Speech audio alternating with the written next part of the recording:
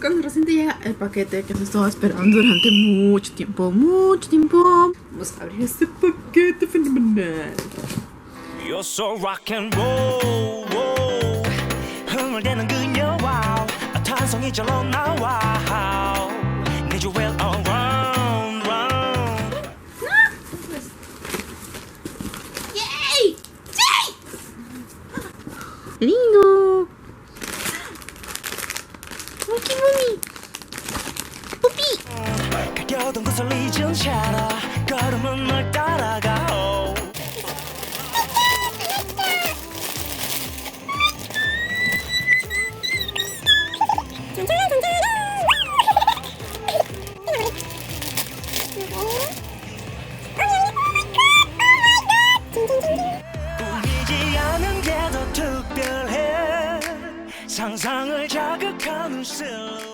Este es Jonghyun.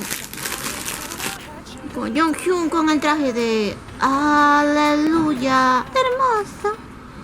Con su ki. Jongkey. Y bueno, aquí están mis peluchitos Jongkey. Jongkey sosos. Yeah. Porque soy una Jongkey shipper. Yes, sir. Yes, sir. Yes, sir. Y en serio les agradezco mucho a Onew Condition México por hacer el pedido masivo de estos peluchitos hermosos. Bueno, yo soy de Ecuador, pero gracias a que pude contactarme con ellos, el pedido fue hecho en febrero, pero dadas las circunstancias, bueno, recién me acaba de llegar. Y la verdad es que los habían estado esperando desde hace muchísimo tiempo. Miren esta colita hermosa, esponjosita, hermosa, preciosa. Esas orejitas lindas, tiernosas. Mira su carita, está bonita. Este es Key, este es el zorrito Kibum, Key Foxy.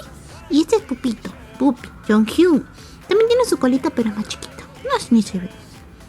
Jonghyun, Pupi. Y sus orejitas también son una monada, hermosa, hermosa. Y su carita de Pupi. Ya, carita de Pupi. Y bueno, en serio, muchas gracias. Y eso es todo. Y van a dormir juntos, van a estar juntos, como parejita. Como